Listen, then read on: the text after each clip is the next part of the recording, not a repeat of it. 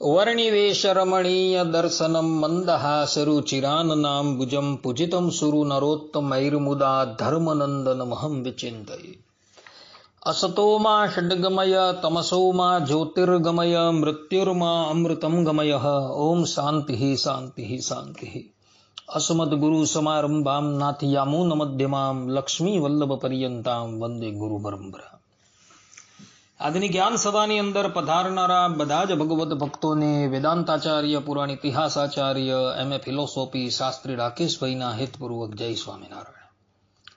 ભક્તો, આજની આ જ્ઞાન સભાની અંદર આપણે બધા સુરાસુર વંદિત પ્રહલાદજીના પૂર્વજન્મ વિશે થોડી વાત શ્રવણ કરીશું। પ્રહલાદજી પૂર્વજન્મની અંદર કોણ હતા એ વિગત જે છે એ જાણવી અત્યંત જરૂરી હોવાથી બધા જ શ્રોતાગણો આ પ્રવચન જે છે એ એકાગ્ર મને કરીને શ્રવણ કરે અને એને આત્મસાત કરી લે।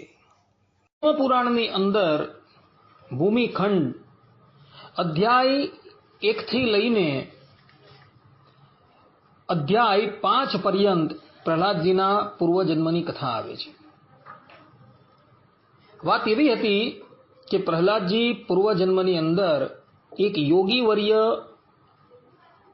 શિવ શર્માના સોમ શર્મા નામના પુત્ર હતા। આ શિવ શર્માને 5 દીકરા હતા। યજ્ઞ શર્મા, વેદ શર્મા, ધર્મ શર્મા, વિષ્ણુ શર્મા અને સોમ શર્મા। અને 5 જણા જે છે પિતૃભક્ત હતા તથા માતૃભક્ત હતા। એમાંથી પ્રથમના જે 4 ભાઈઓની પરીક્ષા કરી શિવ શર્માએ એ લોકોને ભગવત ધામ મોકલી આપ્યા, પરંતુ સૌથી કનિષ્ઠ એવા સોમ શર્માની પરીક્ષા હજુ કરવાની બાકી હતી। એટલે એક દિવસ શિવ શર્મા જે છે એ પોતાના પુત્ર સોમ શર્માને કહે છે કે બેટા, અમારી પાસે અમૃતનો એક કુંભ છે, એ કુંભ અમે તને પ્રદાન કરીએ છીએ અને અમે બંને જણા તીર્થયાત્રા કરવા માટે જઈએ છીએ। જ્યાં લગીન અમે તીર્થયાત્રા કરીને ન આવીએ ત્યાં લગીન તું આ અમૃતનો કળશ જે છે એ સાચવીને રાખજે। સોમ શર્મા કહે કે ભલે પિતાજી। ત્યારબાદ શિવ શર્માએ સોમ શર્માને અમૃતનો કળશ આપી દીધો અને પોતે તીર્થયાત્રા કરવા માટે જતા રહ્યા। દિવસ અને રાત સોમ શર્મા જે છે એ આ અમૃતના કળશની રક્ષા કરતા હતા। 10 વર્ષ પછી શિવ શર્મા અને એના ભાર્યા તીર્થયાત્રા કરીને પોતાના ઘરે આવે છે। સોમ શર્મા જુએ છે કે મારા પિતાનું તથા મારા માતાનું સંપૂર્ણ શરીર જે છે એ કોઢથી યુક્ત છે। એમના શરીરની ઉપર કોઢના રોગે દસ્તક દીધેલો છે અને એને લઈને એમનું શરીર જે છે એ સંપૂર્ણ દુર્બળ થઈ ગયું છે।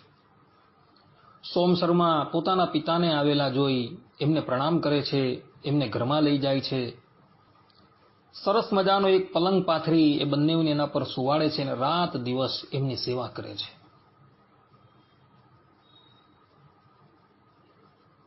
પિતા શિવ શર્મા સોમ શર્માની પરીક્ષા કરવાને અર્થે એને નિત્ય કટુવચન કહેતા હોય છે, એનું તાડન કરતા હોય છે, પરંતુ સોમ શર્મા પોતાના પિતાની આ પ્રમાણેની ઉપેક્ષા મનમાં લાવતા નથી। આમને આમ કેટલાય વર્ષો પર્યંત સોમ શર્મા જે છે એ પોતાના માતા પિતાની સેવા કરે છે।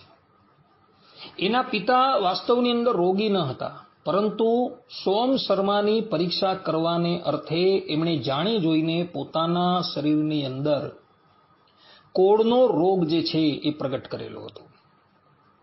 ત્યારબાદ એ શિવ શર્મા જે છે એ પોતાના પુત્ર સોમ શર્માને કહે છે કે બેટા, અમે તને અમૃત સાચવવા માટે આપેલું હતું, એ અમૃત તું લઈ આવ।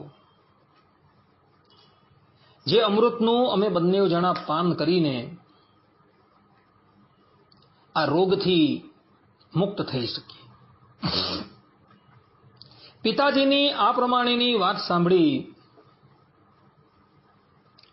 સોમ શર્મા પેલા અમૃતને લેવા માટે જાય છે. ત્યાં જ પેલા શિવ શર્માએ પોતાની યોગ સિદ્ધિથી કળશમાં રહેલું અમૃત જે છે એ અદ્રશ્ય કરી દીધું. સોમ શર્મા આવીને જુએ છે તો અમૃતનો કળશ તો છે જ, પરંતુ એની અંદર અમૃત નથી. એ મનોમન વિચાર કરવા લાગ્યો કે અમૃત ગયું કઈ જગ્યાએ.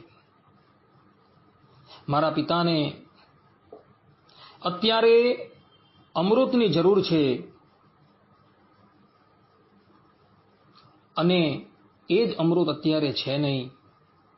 એ મનોમન ખૂબ દુઃખી થઈ ગયો અને અંતે ઘણો વિચાર કર્યા બાદ એ મહાબુદ્ધિમાન સોમ શર્માએ મનોમન પ્રતિજ્ઞા કરી કે જો મારું સત્ય એ યથાર્થ છે, જો મારી ગુરુ સેવા, મારા માતા પિતાની ભક્તિ પણ સાચી હોય અને નિષ્કપટ ભાવે અમે તપનું આચરણ કર્યું હોય, તો આ કળશની અંદર અમૃત જે છે એ પુનઃ પ્રસ્થાપિત થઈ જાય. આ પ્રમાણે સત્યનિષ્ઠ સોમ શર્માએ પ્રતિજ્ઞા કરી. ત્યાં જ પેલો અમૃતનો કળશ જે છે એ અમૃતથી છલોછલ ભરાઈ ગયો. સોમ શર્મા એ કળશ લઈને પિતાજીની પાસે આવે છે, પરંતુ પિતાજી તો સ્વસ્થ થઈ ગયા હોય છે, કારણ કે શિવ શર્મા તો કેવલ સોમ શર્માની પરીક્ષા કરવા માટે આ કાર્ય કરતા હતા. પોતાના પિતાને સ્વસ્થ થયેલા જોઈ સોમ શર્મા એમના ચરણમાં પડી જાય છે.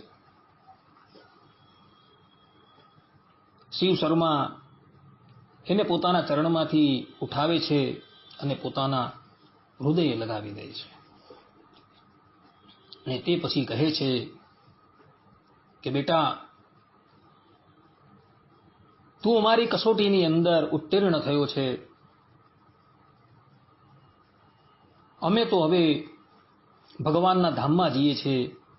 સમય આવતા તું પણ ભગવાનના ધામની અંદર પ્રવેશ કરશે. થોડો સમય પર્યંત તું ભગવાનનું સ્મરણ કરી લે, પછી તું પણ ભગવાનના ધામની અંદર પ્રવેશ પામશે. આ પ્રમાણે કહી શિવ શર્મા અને એમના ભારિયાએ યોગ માર્ગથી પોતાના દેહનો ત્યાગ કર્યો અને ત્યારબાદ સોમ શર્મા એમની ઉત્તર ક્રિયા પૂર્ણ કરી શાલિગ્રામ ક્ષેત્રની અંદર આવે છે અને શાલિગ્રામ ક્ષેત્રમાં આવી એ તપસ્યા પરાયણ થઈ જાય છે. ઘણા વર્ષો પર્યંત એ શાલિગ્રામ ક્ષેત્રની અંદર તપસ્યા કરતો રહે છે. એક સમયની વાત છે, કેટલાક દાનવો જે છે એ શાલિગ્રામ ક્ષેત્રની અંદર આવી જાય છે અને શાલિગ્રામ ક્ષેત્રની અંદર એ દાનવો જે છે એ અત્યંત ભયાનક જે છે એ અવાજ કરતા હોય છે, મારો, કાપો. અને એને લઈને સોમ શર્માના ધ્યાનની અંદર વિક્ષેપ પડવા લાગે છે અને એનું મન જે છે એ ભયથી આકુળ વ્યાકુળ થઈ જાય છે, કારણ કે દૈત્યોનો જે શોર હતો એ એટલો બધો ઉગ્ર હતો.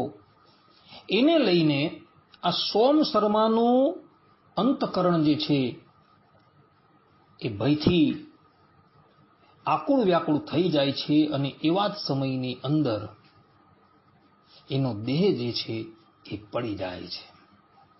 આ પ્રમાણે અંતકાળે દૈત્યોના ભયથી એનું શરીર પડ્યું, એટલે સોમ શર્માનો બીજો જન્મ જે છે એ દૈત્યને ત્યાં થાય છે. તે વખતે એનું નામ હતું પ્રહલાદ. આ પ્રમાણેની કથા ભક્તો પદ્મપુરાણની અંદર જોવા મળે છે.